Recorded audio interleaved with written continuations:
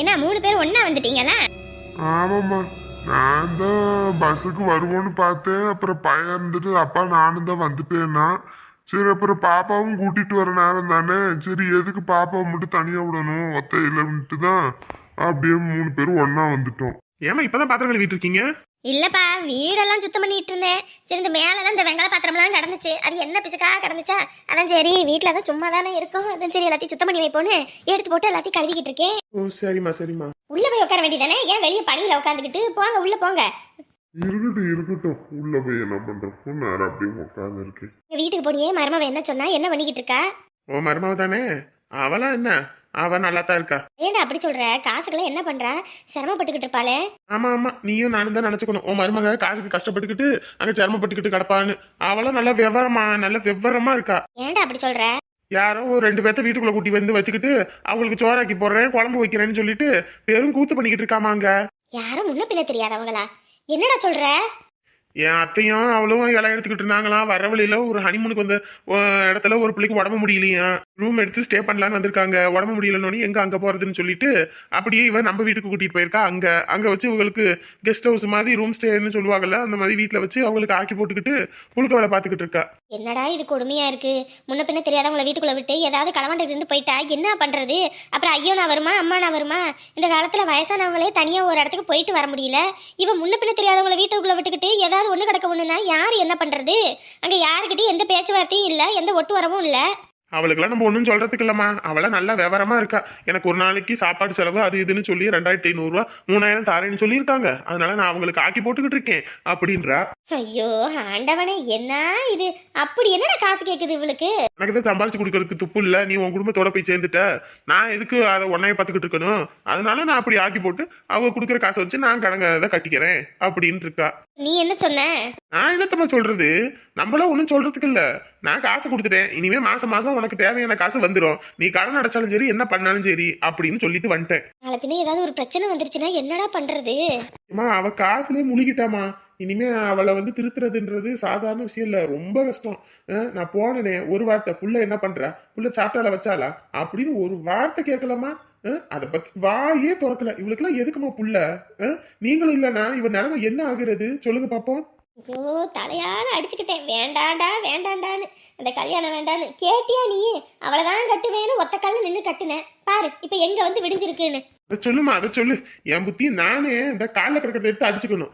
உங்க பேச்செல்லாம் கேட்காம நான் பாட்டுக்கு ஒரு முடிவு எடுத்தல, அதுதான் இன்னைக்கு என் பிள்ளைய கூட பார்க்க முடியாத அளவுக்கு இருக்கிறா அவ. பாருங்க, இப்ப இது தேவையில்லாத பேச்சு, இந்த பேச்சை விடுங்க. எதுங்க தேவையில்லாத பேச்சு? பொம்பளை பிள்ளை வயசுக்கு வர மாதிரி இருக்கு, இதை பத்தி யோசிக்காம இப்படி இருக்காளே, அப்புறம் என்ன பண்றது? நம்மளும் இல்லைன்னா இந்த பிள்ளையோட நிலைமை என்ன ஆகுறது? நாளைக்கே வயசுக்கு வந்து குத்த வச்சு உக்காந்துட்டா ஆத்தாக்காரியே வந்து நிக்கிறது இல்லையா? காசு முக்கியம்ட்டு அங்கேயே இருப்பாளா? பாரு, ஏத்திக்கு என்ன செய்யணும் என்ன செய்யக்கூடாதுன்னு எல்லாம் நம்ம சேர்த்து தான் வச்சிருக்கோம். அவங்க வந்து செய்யணும் இவங்க வந்து செய்யணும்ன்ற எந்த அவசியமும் கிடையாது. இப்படிப்பட்ட மருமக இருக்கும்போதே உங்களை நீங்க தலையில தூக்கி வச்சுக்கிறீங்க. இன்னும் கொஞ்சம் நல்ல மருமகெல்லாம் கிடைச்சதுன்னு வைங்க, உங்களை எல்லாம் கையில பிடிக்க முடியாது. அதுக்கு என்ன பண்ண சொல்ற? வெட்டி விட சொல்றியா? 1000 தான் இருந்தாலும் கல்யாணம் பண்ணி கூட்டிக்கிட்டு வந்துட்டான். இனி யாரால என்ன பண்ண முடியும்? ஒண்ணும் பண்ண முடியாது. அந்த பிள்ளையா திருந்தி வந்தா தான் உண்டு. திருந்துதான்னு பாப்போம். அப்படி இல்லைன்னா காலத்துக்கு இவன் இப்படியே கிடக்கணுமா? அவ காசு காசுன்னு பைத்தியம் முடிச்சுக்கிட்டு திரியிறா. என் பையன் வாழாம இந்த பிள்ளைய வச்சுக்கிட்டு உட்காந்துருக்கணுமா? என்ன ஏதுன்னு பேசுங்க, முடிவா கேட்டு வெட்டி விடுங்க. என் பையனுக்கு நானா ஒரு பொண்ணை பார்த்து கட்டி வைக்கிறேன். இடி கல்யாணம்ன்றது உனக்கு கிள்ளுக்கிறியா? உடனே வேணான்னு உடனே கிள்ளி வீசுறதுக்கு. ஆமா ஆமா, இது என்னமோ கல்யாணம் பண்ணி நல்லா வாழ்ந்து சந்தோஷமா இருந்த மாதிரி தான் பேசிக்கிட்டு இருக்கீங்க. என்னத்த பெருசா வாழ்ந்துட்டான், ஒரு நானும் சந்தோஷம் இல்லை. கடன் கடன் கடன், காசு வாங்கி கொடுக்கணும், காசு காசு காசுன்னு அவ திரிகிறா. இவன் வாழ்க்கை இப்படியே போறதா? நான் என் பையனுக்கு முடிவு பண்ணிட்டேன், வெட்டி விட்டுருங்க. நானே நம்ம சொந்தத்துல ஒரு பொண்ணை பார்த்தா அவனுக்கு கட்டி வைக்கிறேன். இந்த பேச்சை விடு, அவ்வளவுதான் சொல்லுவேன். 1000 தான் இருந்தாலும் இப்ப அவங்க நம்ம பையனை வெட்டி விட்டுட்டு வேற ஒரு கல்யாணம் பண்ணி வைக்கிறேன்னா நீ கம்முன்னு இருப்பியா? ஆத்தாடி, நான் மழை போல சாமியை கும்பிடுவேங்க, அவளை அப்படியே கட்டிக்கிட்டு போயிருங்கன்னு சொல்லி. அவள் நம்ம குடும்பத்தையே நிம்மதி இல்லாமல் ஆக்கிட்டா. இத்தனை வருஷத்தில் ஒரு நாள் ஒரு பொழுது மாமி மாமன் ஒரு சோறை போட்டு கொடுத்து ஒரு குழம்பு ஊற்றி கொடுத்துருப்பாளா? உடம்பு செல்லனா கூட ஒரு வாரம் கஞ்சி தண்ணி ஊற்றி கொடுக்க மாட்டா. அவளுக்கு நீங்கள் வரைஞ்சு கட்டிக்கிட்டு வாரீங்க. அவளாம் நம்ம குடும்பத்துக்கு லாக்கியே கிடையாது. அவளை வெட்டி விடுறது தான் சரி. தேவையில்லாத பேச்சு வேண்டாம்னு சொல்லிட்டேன். எழுதுனவன் ஏட்ட கெடுத்தான், படிச்சவன் பாட்டு கெடுத்தான் கதையா அவ என்னைக்கு இந்த வீட்டில் காலடி எடுத்து வச்சா அன்னைக்கே என் குடும்பம் கெட்டு குட்டி சவரா போச்சு. நானும் வாயை திறக்கக்கூடாதுன்னு பொத்திக்கிட்டு போனேன். இவ ஓவரா பண்ணிக்கிட்டு போனேன். அப்புறம் மறுபடியும் நான் பழையபடி மாறினாதான் சரிப்பட்டு வரும் போல இருக்கு. ஊரில் உள்ளவங்களை வீட்டில் வச்சு ஆக்கி போடுற அலையே நம்மளை வச்சு ஆக்கி போட்டுருந்தா நம்ம என்ன செய்ய மாட்டோன்றமா இல்லை வைக்க மாட்டோன்றமா? ஏதோ பொம்பளை பிள்ளைங்கள ஒரு அக்கறை வெங்காயம் இருக்குது அவளுக்கு. முடிவா சொல்லிடுடா, உன் மாமியாருக்காகவும் பார்க்க வேணாம், வேற யாருக்காகவும் பார்க்க வேணாம், அவளை வெட்டி விடு, அவ்வளோதான்.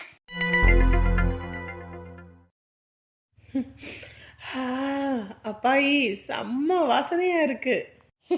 சின்ன வயசுல கூட்டாஞ்சோறு வேணும்னு சொல்லி 10 பிள்ளைங்களை கூட்டிக்கிட்டு நீ வந்துடுவ. மொத்த பேரும் அவங்க வீட்டிலேருந்து ஒவ்வொன்றா எடுத்துகிட்டு வந்து கொண்டு வந்து கொடுக்குங்க. அதை இப்படித்தான் நான் உனக்கு கிண்டி கொடுப்பேன். ஆனாலும் சொல்லுங்க அப்பாயி, அந்த காலம் ஒரு காலம்தான். இப்பெல்லாம் பாருங்க, எல்லாரும் காசு அது இதுன்னு எல்லாம் அப்படி அப்படியே வாழ்க்கையே மாறிடுச்சு. ஆனால் அப்போ இருக்கிறத எனக்கு ரொம்ப பிடிச்சிருந்துச்சு அப்பாயி. இப்போல்லாம் தான் ஃபோன் வந்துருச்சு, அதனால தான் எல்லாரும் ஃபோனை பார்த்துக்கிட்டே இருக்குதுங்க. அந்த காலத்தில் என்ன எல்லாம் ஃபோன் இல்லை, டிவி இல்லை, எல்லாம் வெளியே சுற்றிக்கிட்டு இருந்தனால அப்படி இருந்துச்சு. இப்போ தான் போனதுலேருந்து எல்லாரும் குடிச்சத்தில் நிமிராமல் வீட்டுக்குள்ளே போய் கதவை சாத்தினது தான், வெளியவே வரமாட்டேங்கிறாங்களே. ஓ மாமியார் மாமனாரெல்லாம் ஃபோன் பண்ணாங்களா? எதுவும் பேசுனியாமா? இல்லைப்பாயி, அதெல்லாம் அவங்கக்கிட்ட இன்னும் பேசலை. அவங்களும் இவருக்கு எதுவும் ஃபோன் பண்ணலை. இவர் அவங்கக்கிட்ட எல்லாம் சொல்லாமல் தான் வந்திருக்காரு. அது தப்புமா, அது சொல்லாமல் இருக்கக்கூடாது சரியா? போன போட்டு எதா இருந்தாலும் சொல்லிடுங்க. எம்மாடி எம்மாடி என்னமாச்சு? அனந்தி எம்மாடி இங்கே பாரு, என்னம்மா? டே அழகு சுந்தரம், மஞ்சளா இங்கே வாங்கம்மா, புள்ள வாந்தி எடுக்கிறேன், இங்கே வாங்க. அனந்தி என்னம்மா என்னாச்சு? என்னன்னு தெரியல, காலையிலேருந்து வயிற்று புரட்டிக்கிட்டு வந்துச்சு, கொமட்டிக்கிட்டு. இம்மாடி உடம்பு முடியலன்னா கம்முனு வீட்டோட படுத்திருக்க வேண்டியதானே, எதுக்கு இங்க வந்து நின்றுகிட்டு இருக்க நீங்க? இல்லைப்பா, என்னன்னு தெரியல, 2 நாளாக தலை சுற்றிட்டே இருந்துச்சு. அது ஒன்றும் தெரிஞ்சுக்கல. இப்போ அப்படி ஒரு மாதிரி ஆயிடுச்சு. எம்மாடி ஆனந்தி, நாளைக்கு இது எதுவும் தள்ளி போயிருக்கா? 72 நாள் தள்ளி போயிருக்கு. அப்படி போடு சக்கன் நானா, இப்பதான் புரியுது. எம்மாடி எல்லாம் நல்ல விஷயம்தான். ஏமா புள்ள வாந்தி எடுத்துக்கிட்டு இருக்கு, நீ என்னமோ நல்ல விஷயம்னு சொல்லிக்கிட்டு இருக்க? டே மவனே, நான் கொள்ளுப்பட்டி ஆயிட்டேன்டா, நீ தாத்தாங்க பாட்டி ஆயிட்டீங்க. நம்ம வீட்டுக்கு வாரிசு வர போகுதுடா. நான் வேற வீட்டில் அப்பா அம்மாட்ட சொல்லாம வந்துட்டேனே. போனா காசு பணம்னு கேட்டு ஏதோ நச்சரிப்பாங்கன்னு நினைச்சேன். கடவுள் புண்ணியத்துல நமக்கு ஒரு நல்ல செய்தியே கிடைச்சிருக்கு. இதை மட்டும் அப்பா அம்மாட்ட சொன்னோன்னு வையே, இனிமே இந்த நகை பணம் இந்த வரதட்சணை எதை பத்தியும் யோசிக்க மாட்டாங்க. இனி நம்ம ஃபேமிலியில எந்த பிரச்சனையும் வராது. உடனே நம்ம வீட்டுக்கு போறோம். அது எப்படிங்க மாப்பிள்ள, புள்ள இந்த மாதிரி ஒரு சங்கதி தெரிஞ்சிருக்கு, உடனே அனுப்ப முடியுமா? எல்லாம் பார்த்து வச்சு தான் அனுப்புவோம். மஞ்சளா, முதல்ல நம்ம ஆக்கி போடுறதெல்லாம் அப்புறம் பார்த்துக்குவோம். முதல்ல இந்த விஷயத்த அவங்க பெத்தவங்க கிட்ட சொல்லணும். அதுதான் இப்போதைக்கு ரொம்ப நல்லது. அம்மாடி, நீங்களும் தம்பியும் முதல்ல கிளம்புங்க, போய் அங்கே அப்பா அம்மாட்ட சொல்லுங்க. அதுக்கப்புறம் அவங்க என்ன முடிவு எடுக்கிறாங்கன்னு பார்த்து மற்றதை பேசிப்போம். அப்பா, அங்க எல்லாமே வலிதான். வயசாகி போச்சுல, அத்தான் நரம்பெல்லாம் அங்கிட்ட அங்கிட்டு சுருண்டு கிடக்குது, அதான் அப்படி இருக்கு. நல்லா இந்த எண்ணெயை நீ விட்டா சரியாயிடும்னு சொல்லி சொன்னாங்கல்ல, நம்மளும் நீ விட்டு பார்ப்போம். என் ஃபோன் வேற அடிக்குது, கையெல்லாம் வேற எண்ணெயா இருக்கு. எம்மாடி எம்மாடி மருமகளே, அந்த ஃபோன் எடுத்துட்டு வாமா. அத்தை இந்தாங்க அத்தை. யாருமா ஃபோன்ல? செவந்தி அத்தை தான். செவந்தியா? போயிட்டு ஃபோன் பண்ணல 2 நாளா, இன்னைக்கு தான் ஃபோன் அடிச்சிருக்கா. ஹலோ செவந்தி, நல்லா இருக்கியா? நல்லா இருக்கேன் தங்கம், நீ நல்லா இருக்கியா? நான் நல்லா இருக்கேன். என்ன குரல் எல்லாம் ஒரே சந்தோஷமா இருக்குது. ஐயோ தங்கம், எத்தனை வருஷம் நான் எதுக்காக காத்துக்கிட்டு இருந்தனோ அது எல்லாம் ஒவ்வொன்றா இப்போ நடந்துக்கிட்டு இருக்கு தங்கம். என்னது, 2 நாளாக உனக்கு ஃபோன் போட்டு எல்லா விஷயத்தையும் சொல்லணும்னு நினச்சேன். சொல்ல முடியாமையே போயிருச்சு, அம்புட்டு வேலையாகி போச்சு, அதான் சொல்ல முடியல. சரி, பெரிய கூத்தே ஆகிப்போச்சு. என் மருமகளும் என் பையனும் என்னை இங்கே கூட்டிகிட்டு வந்ததே என் நிலத்தை விற்று 10 லட்ச ரூபா அவங்க பிள்ளைக்கு வரதட்சணை கொடுக்கறதுக்கு தான். அட பாவத்தே, இங்கே நல்லவன் மாதிரி வந்து செஞ்சுக்கிட்டு பேசிக்கிட்டு இருந்தா இப்போ என்ன இந்த வேலை பார்த்து விட்ருக்கான்? நீ சும்மாவா விட்டா? அன்னைக்கு ஃபோன் போட்டுருக்க வேண்டியதானே? போலீஸோட இங்கே வந்து நின்றுப்பேன்ல, இல்லையா நான் வந்து அடி விழுரோட்டி இருப்பேனே. என்னாச்சு? சொத்துக்கு ஆசைப்பட்டு தான் செவந்தியை கூட்டிட்டு போயிருக்காங்க. நினைச்சாங்க கேடி பையன்னு. இவங்க இப்படி பட்டவங்க தெரிஞ்சதான் உன்னை நான் அனுப்பி இருக்கவே மாட்டேன். என்ன கைக்கு போட்டு கொடுத்துட்டியா நீ? ஆமாம், ஒரு தடவை ஏமாந்து மறு தடவை ஏமாறுவாங்க பாரு. அதெல்லாம் நான் போடவும் இல்லை, ஒன்றும் கிடையாது. அப்புறம் அந்த என் மருமவனா என்கிட்ட சண்டை போட்டுக்கிட்டு இருந்தா, என் பையனும் என்கிட்ட சண்டை, உன் கொடுத்து கூட பேசுறதில்ல. அதுக்கப்புறம் என் அந்த பையன் வந்துட்டு பிள்ளைய பேத்தியை கூட்டிகிட்டு வந்து வீட்டில் விட்டுட்டு போயிட்டான். வரதட்சணை கொண்டு வந்தா நீ வா, இல்லாட்டி இங்கே இருன்னு. அதானே முற்பகல் செய்யும் பிற்பகல் விளையும்னு சரியான போச்சு. உனக்கு செஞ்ச பாவத்துக்கு தான் அவங்க பிள்ளை வந்து உட்காந்துட்டா. அவங்க பண்ணுற பாவத்துக்கு புள்ள என்னடி பண்ணும். அப்புறமேட்டுக்கு பிள்ளைகிட்ட நான் பேசினேன், இடம் கொடுக்கல வைக்கலன்னு அவளுக்கும் கொஞ்சம் வருத்தம் இருந்துச்சு. அப்புறமேட்டுக்கு அவங்க வீட்டில் என் பையன்கிட்ட பேசி கூட்டிகிட்டு போய் அவங்க வீட்டில் பேசி இப்போ மாப்பிள்ளை தம்பி வந்து பேத்தி நீங்கள் நகையும் போட வேணாம் ஒன்றும் போட வேணாம் நான் கூட்டிகிட்டு போகிறேன்னு சொல்லிட்டாரு. அப்புறம் இப்போ எல்லாரும் ஒன்று சேர்ந்தாச்சு. இப்போ நான் பாப்பா வந்து கூட்டாஞ்சோறு சாப்பிட்ணும் பையனுச்சு. அதான் சரி செஞ்சு கொடுப்போமேன்னு சொல்லி செஞ்சுக்கிட்டு இருந்தேன். பாப்பா ஒரே வாந்தி என்னடாமான்னு சொல்லி பார்த்தா நாள் தள்ளி போயிருக்கு. நான் கொள்ளுப்பட்டியாக போகிறேன் தங்கம். அப்படியா தம்பி, நீ இடமும் விற்க வேணாம் ஒன்றும் விற்க வேணாம், என் சொந்த சம்பாத்தியத்தில் நானே என் பொண்டாட்டியும் என் குடும்பத்தை பார்த்துப்பேன்னு சொல்லிட்டாரு.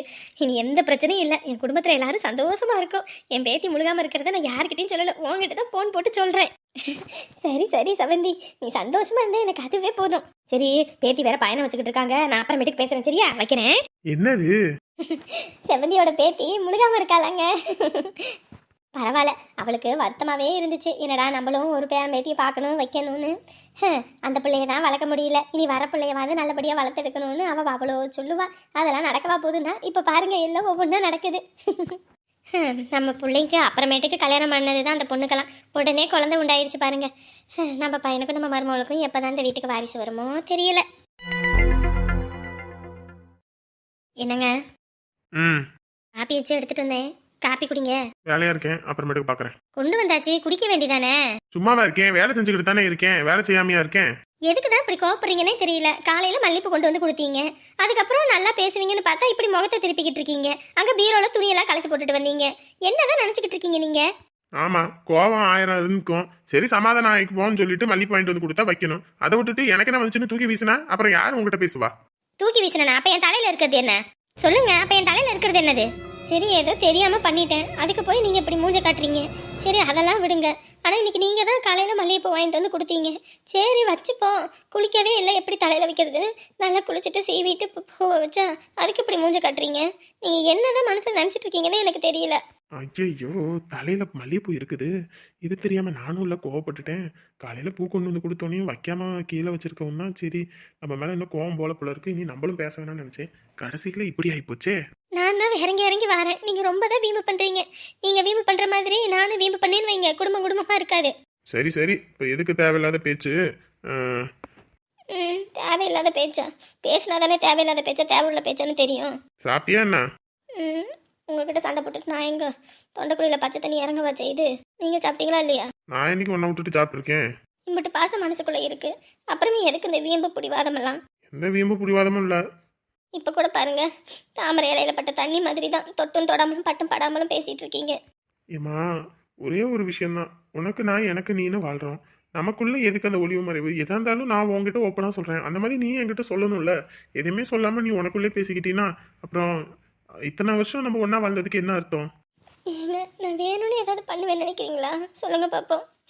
ஏதோ தெரியாம பண்ணிட்டேங்க, தெரியாம பண்ணிட்டேன். உங்ககிட்ட சொல்லியிருக்கணும், சொல்லாம வாக்கு கொடுத்தது என்னோட தப்பு தான். என்ன மன்னிச்சிருங்க. இந்த எதுக்கு அழுதுட்டு இருக்க? கண்ணை கசக்கிக்கிட்டு கம்முன்னு இரு. என்ன பண்ண சொல்றீங்க? நீங்க என்கிட்ட பேசவும் இல்லை, காலையில மல்லிகைப்பூ கொண்டு வந்து கொடுத்தோன்னே அப்படி சந்தோஷமா இருந்துச்சு. ஆனா நான் தான் வெளியே காட்டிக்கல. ஆனா இப்படி நீங்க முகத்தை காட்டும் போது அம்பிட்டு வருத்தமா இருக்குங்க. இங்கே பாரு, என் கோபத்தை உங்ககிட்ட தான் காட்ட முடியும், என் சோகத்தையும் உன்கிட்ட தான் காட்ட முடியும்.